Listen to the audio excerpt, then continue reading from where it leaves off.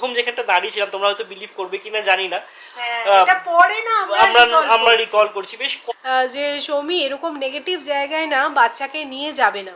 Negative জায়গায় গেলে তুমিও দেখবে নেগেটিভ কিছু এনার্জি নিয়ে আসবে। Good morning SS family, welcome back to the channel.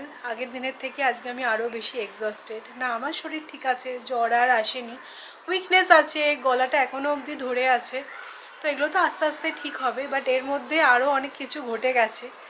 তো যাই হোক, এইভাবে একটার পর একটা চলছে। আমি আর সৌরভ জানো তো একটা জিনিস ফিল করেছি, আজকে আমি ব্লগে তোমাদের সাথেও শেয়ার করব। আমি জানি অনেকে বিলিভ করবে, আবার অনেকে বিলিভ করবে না, বাট আমাদের জাস্ট যেটা ফিল হয়েছে শেয়ার করব। তো আমি জেনারেলি ব্লগ সকাল সকাল স্টার্ট করি, আজকে ভেবেছিলাম কিছু শ্যুট করব না, বাট এই একভাবে চলছে তো মনে হচ্ছে মাইন্ডটাকে ডাইভার্ট করাটাও ইম্পর্টেন্ট। আজকে একটা কি ভালো, আজকে ফ্রাইডে, তোজো স্কুল ছুটি মহরমের জন্য, তো ভাবলাম যে ব্লগটা শুরু করা যাক।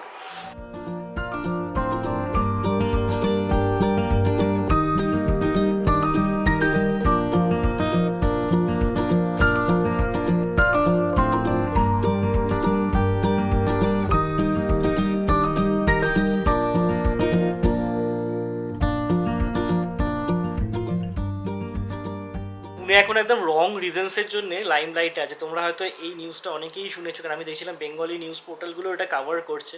মানে লোনাভালা লোহাগাড় ফোর্টে যেটা হয়েছে, মানে একজন লেডি তার ফিয়ন্সকে ধাক্কা মেরে ফেলে দিয়েছে। পুলিশ এটা সময় বুঝতেই পারেনি যে it was a case of homicide and not suicide. Suicide ভেবে তো কেস এগোচ্ছিল।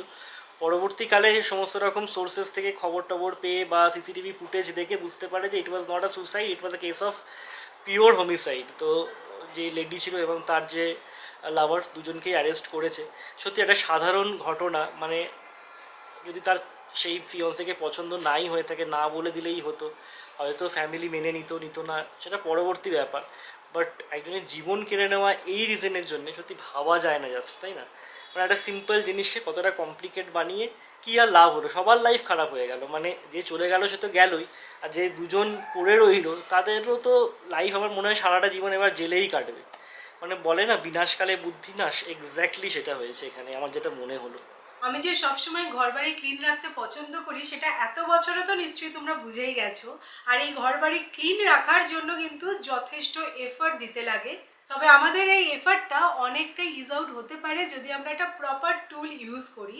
তো রিসেন্টলি জানো তো আমি ইউজ করছি Agaro ace wet and dry vacuum cleaner, যেটা আমার ডেলি ক্লিনিং রুটিনকে অনেকটাই ইজি বানিয়েছে।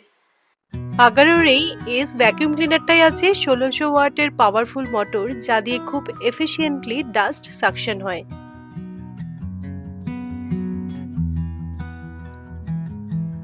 ডাস্ট কালেকশনের জন্য এখানে দেওয়া আছে ক্লথ ব্যাগ, যা ইজিলি ওয়াশ করে আবার রিইউজও করা যায়।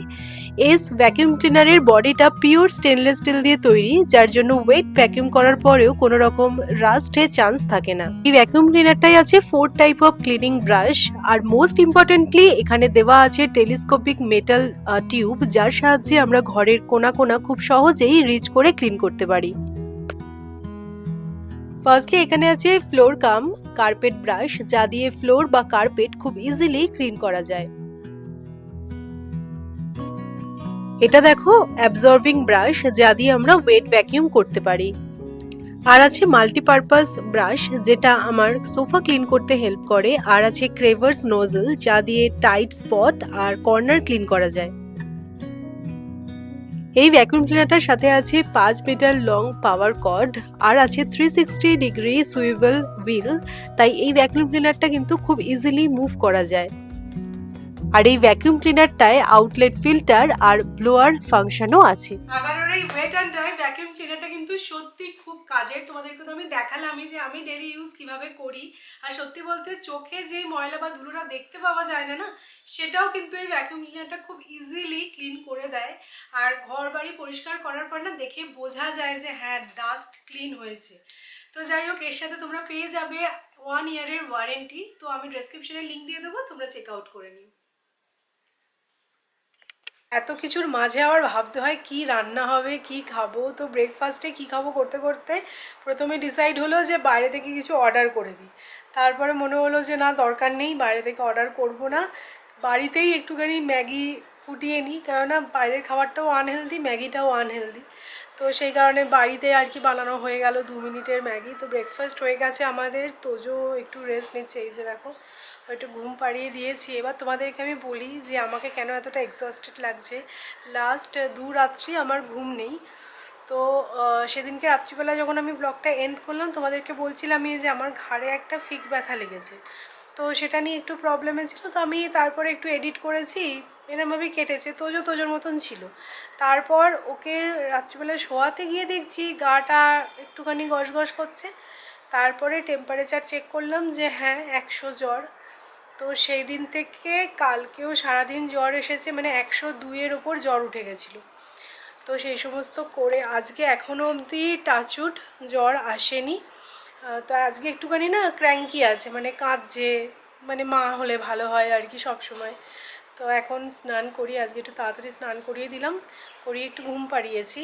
মানে ওই নিজেই ঘুমিয়ে গেল, জেনারেলি এই টাইমটাও ঘুমায় না। কালকে তো স্কুলে যায়নি, আর আজকে বললামই যে স্কুল ছুটি আছে। তো ভালোই হয়েছে একদিকে যে মানে নেক্সট 4 দিন ভালোভাবে রেস্ট পেয়ে যাবে। কী থেকে জ্বরটা আসলো সত্যিই আমি জানি না, কারণ ওর কিন্তু সর্দি নেই। মানে আমার যেরকম সর্দি লেগেই জ্বরটা এসেছে, ভাইরাল এসব মনে হয়েছিল, তোজোর কিন্তু একটুও সর্দি টর্দি নেই। কী থেকে জ্বর এলো আমি বুঝতেও পারছি না, বাট এরকম বেদম জ্বর। রাত্রিবেলা বারবার উঠে পড়ছে, ঘুম আসে তখন মনে হয় বারবার ধরে চেক করি, অ্যালার্ম দিয়ে রাখছি যাতে জ্বরটা বেড়ে না যায়। মানে এমন তোমাদেরকে আমি বলছি, জ্বরটা এমন হয়েছে না, মানে মিনিমাম 6 ঘন্টা পর আবার তুমি ক্রোসিন চার্জ করতে পারবে। 6 ঘন্টার আগে জ্বর এসে যাচ্ছে, আমাকে সমানে মাথায় জলপট্টি দিতে হচ্ছে, গা স্পঞ্জ করাতে হচ্ছে। কারণ আমি তাড়াতাড়ি করে তো অত মানে 3 ঘন্টা 3.5 ঘন্টার মধ্যে তো আবার আমি ক্যালপল বা ক্রোসিন দিতে পারবো না। তো এই নিয়ে 2 দিন চললো।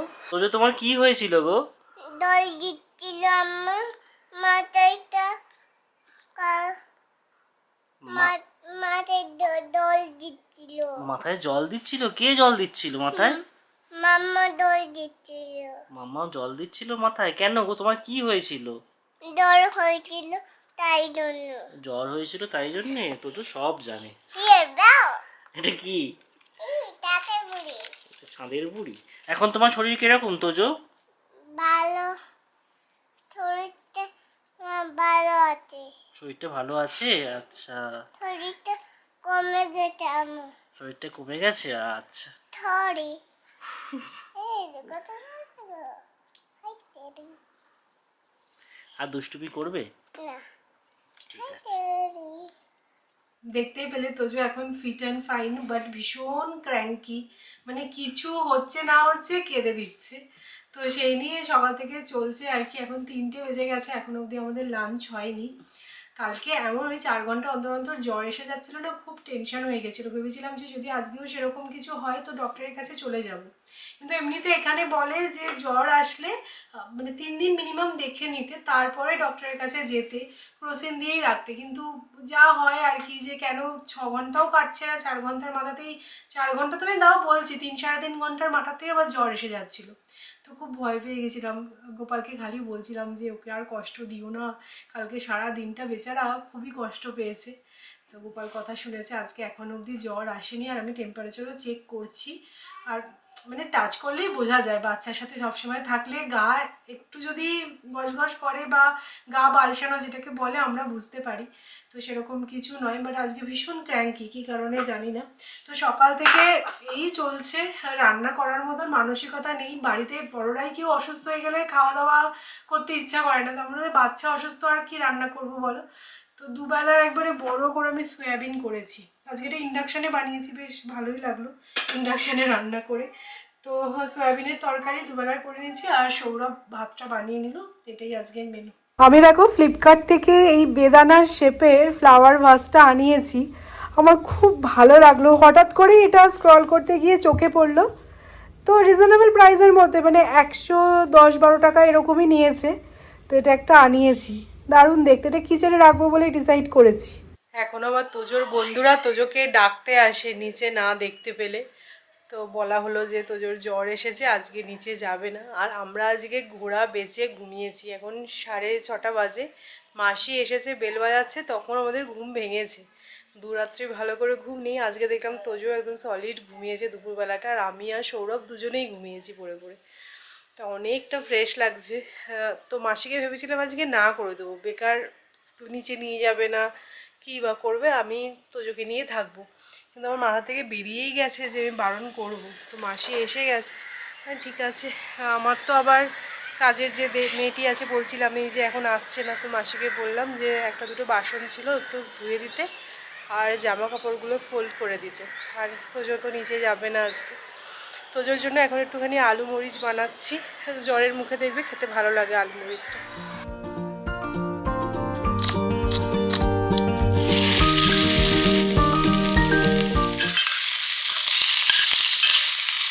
তো এই যে আলু মরিচ রেডি। আমি অল্প করেই বানাচ্ছি, এখন না বেশি খেতে চাইছে না, অল্প অল্প করে বারে বারে দিচ্ছি। তো আজকে মাসিকে একটু তাড়াতাড়ি ছেড়ে দিলাম, কি করবে ওই ঘরে বসে থেকে থেকে। নিচে তো আজকে আমি তোজোকে পাঠাবো না, আর তোজোর একটা সাইকোলজি কাজ করছে কি, মাসি এসেছে মানে আমি নিচে খেলতে যাব, সমানে ওটা বলে যাচ্ছে। তো আমি মাসিকে বললাম তুমি চলে যাও, কারণ আজকে নিচে ছাড়বো না আমি এই কারণেই যে কীভাবে জ্বরটা এসেছে তো জানি না, নিচে হয়তো ঠান্ডা হাওয়া দিচ্ছে, আবার যদি জ্বরটার আসে বাবার দরকার নেই আজকে দিনটা বেশি গা নাড়া দিয়ে। তো যাই হোক, আমি একটা জিনিস তোমাদের সাথে শেয়ার করতে চাই, যেটা আমি সকালেও তোমাদেরকে বলছিলাম যে আমি আর সৌরভ একটা জিনিস খুব বেশিভাবে ফিল করেছি এই একটা সপ্তাহ ধরে। আমরা লাস্ট উইকে স্যাটারডে গেছিলাম লাভাসা, তারপর থেকেই একটা সপ্তাহ হয়ে গেল কিছু না কিছু আমাদের সাথে হচ্ছেই। মানে এটা কোইন্সিডেন্ট নাকি কিছু ব্যাপার আমি জানি না। আমি জানি এটা বলার পরে তোমরা অনেকেই মানে আমার সাথে হয়তো এগ্রি করবে না বা বিলিভ করবে না, বাট আমার কিন্তু সত্যি সত্যি এই ব্যাপারটা ফিল হয়েছে। ওই দিনকে আসলাম, ওই দিন রাত্রি থেকে আমার জ্বর, সৌরভের হঠাৎ করে কোথাও কিছু নেই, গা হাত পায়ে বিশাল ব্যথা, আমার ফিক ব্যথা। আর সেদিনকে যখন তোজোর জ্বরটা এসেছে না, আমি পুরো শিওর যে সৌরভ কিছু তো একটা ব্যাপার ঘটেছে। তোমরা অনেকে আমাদেরকে এই কমেন্টটা লিখেছো যে সৌমি এরকম নেগেটিভ জায়গায় না বাচ্চাকে নিয়ে যাবে না, নেগেটিভ জায়গায় গেলে তুমিও দেখবে নেগেটিভ কিছু এনার্জি নিয়ে আসবে। এটা কিন্তু একদম সত্যি। মানে আমি তোমাদের কমেন্টগুলো, সবার কমেন্ট আমি পড়ি, খুব ভালোভাবে পড়ি, কিন্তু হয়তো অনেক সময় রিপ্লাই করা হয় না। আমি তোমাদের কমেন্টগুলো দেখছি, আমি বলছি না না এরকম কিছু ব্যাপার নয়। বাট তোজোর জ্বরটা আসার পরে না আমারও যেন মানে কোথাও গিয়ে বিলিভ হতে ইচ্ছা হচ্ছে যে না এটাই কিছু একটা ব্যাপার হয়েছে। কালকে আমি তো গোপালকে স্নান করেছি, গোপালের স্নানের জলটা পুরো ঘর টরে দিয়েছি, কপুর টপুর দিয়ে ভালো করে আর কি দিয়েছি, যাদের নেগেটিভ এনার্জি যদি থাকেও সেটা যেন বেরিয়ে যায়। জানি না মানে এরকম কিছু ব্যাপার হয় কি না, মানে পরপর একভাবে চলছে না। আর আমি বলছি না তোজোর জ্বরটাও মানে কেমনই হঠাৎ করে তোজোর কোথাও কিছু নেই, বমি করে ফেললো নিচে গিয়ে। এমন নয় যে আমি কোনো নতুন খাবার ওকে দিয়েছি, ও লেবুর রস খায় সেরকমই খেয়েছে, অনেক সময় এরকম লেবুর রস খেয়ে নিচেই খেলতে গেছে, কিছু তো হয়নি। সেদিনকে হঠাৎ করে নিচে বমি করে, মানে বলছি না পরপর চলছে একটার পর একটা। একটা কথা আছে জানেন তো, বিশ্বাসে মেলায় বস্তু তর্কে বহুদূর। এই সমস্ত জিনিস নিয়ে আলোচনা করতে 2026-এ দাঁড়িয়ে আমার নিজেরই কিরকম একটা লাগছে, কারণ আমি এগুলোতে একদমই বিলিভ করি না। আর সেদিনকে গিয়েও যে আমাদের কিছু ফিল হয়েছে সেরকমটা নয়, বাট একটার পর একটা ঘটনা এমন ঘটছে না, মানে একটা সপ্তাহ পুরো পাজলড আমরা। আর তোমাদের কমেন্টগুলো পড়ছিলাম, তারপরে সৌমিও বললো যে হ্যাঁ দেখেছো তো নেগেটিভ জায়গায় গেছিলাম, নেগেটিভ এনার্জি আমরা সাথে করে নিয়ে এসেছি। বাট না, ছেলে এখন সুস্থ হয়ে গেছে, আমাদের সব নেগেটিভ এনার্জি চলে গেছে, তাই তো? একদম চলে গেছে। না, জায়গাটা একটু গা ছমছমে ছিল বটে, যে কোনো ফাঁকা জায়গা ওরকম পোড়ো জায়গা একটু গা ছমছমে থাকাটাই স্বাভাবিক। বাট কি বলবো, প্রথম যেখানটা দাঁড়িয়েছিলাম, তোমরা হয়তো বিলিভ করবে কিনা জানি না, আমরা রিকল করছি বেশ কথার আওয়াজ আসছিল, আমরা ভাবছি লোকালস কেউ হয়তো আছে, হয়তো ওইখানে জঙ্গল মতো তো পেছন থেকে হয়তো কথা বলছে। বাট জায়গাটা যেহেতু পুরোপুরি নিস্তব্ধ ছিল, আর কেউ কথা বললে খুব কানে বাজছিল, তো আমরা শুনতে পাচ্ছিলাম কেউ একজন কথা বলছে হয়তো। পরে আমি আর সৌরভ ভাবছি ওখানে কে বা থাকবে, কোনো স্কুটার বাইক গাড়ি কিছুই ছিল না। না, সেটা হতে পারে হয়তো কেউ মানুষই ছিল। হ্যাঁ। দেখো সত্যি বলছি, এইগুলো নিয়ে দুপুর বেলা কে থাকবে এটাও একটা কথা পরে মনে হচ্ছে। এইগুলো নিয়ে আলোচনা করাটা মানে ঠিক নয়, বাট হ্যাঁ একটা নেগেটিভ এনার্জি বা এনার্জির ব্যাপারটা তো আছেই। না, আমার যেটা মনে হয়েছে না, বাচ্চা নিয়ে ওইসব জায়গায় যাওয়া সত্যিই ঠিক নয়। তোমরা যেটা বলেছো সেটা ঠিক, একদম ঠিক কথা। আমরা না অতটা মাথায় নিই, আমরা অতটা বুঝতে পারিনি। আমরা দেখো 5-6 বছর যেখানে ছিলাম এডিনবরার মতন শহর, ওখানেও কিন্তু এরকম অনেক হ্যাঁ বাবা, এডিনবরাকে বলেই হচ্ছে গিয়ে মানে ঘোস্ট টাউন, প্রচুর এরকম কাহিনী আছে, কারণ বহু পুরনো শহর ওটা। তো আমরা তো ওখানে ছিলাম, ওখানে এরকম অনেক জায়গা গেছি, এরকম কখনো ফিল হয়নি। এবারে কেন যে হঠাৎ করে হলো, আর এরকম কিছু ফিল কখনো হয়নি বলে বলতে পারো আরো, যে চলে গেছি আর কি পুজুকের মাথায়। কারা করছি যাই হোক, আজকে যে কথাগুলো বললাম কিছু মাইন্ড করো না প্লিজ। আমরাও মানি এগুলো হয়তো কুসংস্কারই, কিন্তু ওই সব কিছু এমনভাবে চলছে না 7-8 দিনে আমরাও পুরোপুরি একদম ফ্রাস্ট্রেটেড হয়ে গেছি, পুরো নাবিশ্বাস উঠে যাওয়ার জোগাড়। তার মধ্যে অফিসের কাজ, সৌমির কন্টেন্ট ক্রিয়েশন, তার মধ্যে প্রচুর ব্র্যান্ডের কাজও আছে যেগুলো ও নিয়েছে, সেগুলোও কমপ্লিট করতে পারছে না টাইম মতো। মানে সব কিছু নিয়ে আমরা পুরো পাজেল। সেই কারণেই আর কি বললাম এই সমস্ত কথাগুলো। একে কি তোমরা চিনতে পারছো? এটা তুমি কি পরেছো? পাপার জামা পাপার জামা? ম্যাচ লাগবে দেখতে দেখতে কি লাগ- ম্যাচ লাগবে কি লাগছে? ম্যাচ ম্যাচ লাগবে ম্যাচ ম্যাচ লাগছে। বাহ, জামাটা তোমার ভালো হয়েছে না? ম্যাচ ম্যাচ লাগবে আর তোজোর জামা কিনবো না, এরকমই একটা কিনে দেবো। আর জামা আর এটা জামা, পরলে প্যান্ট। প্যান্ট কিচ্ছু লাগবে না।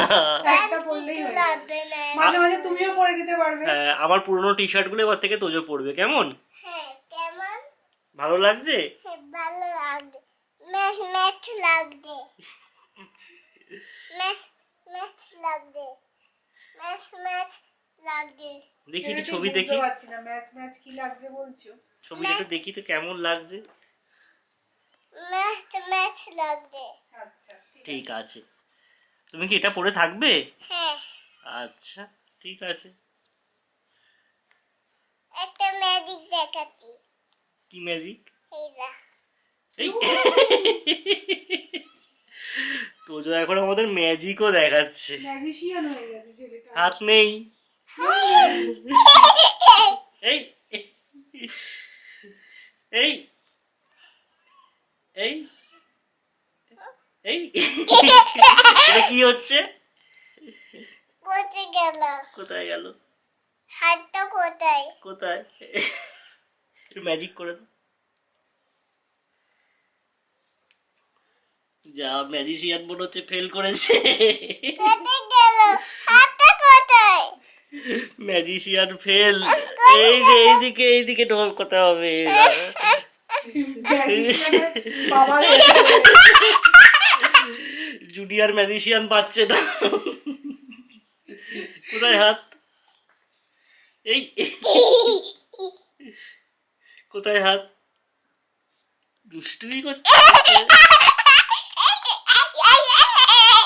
আর ওয়ার্ল্ড কাপ তো পুরো জমে গেছে, এখন একদম বিজনেস এন্ড বলা যেতেই পারে।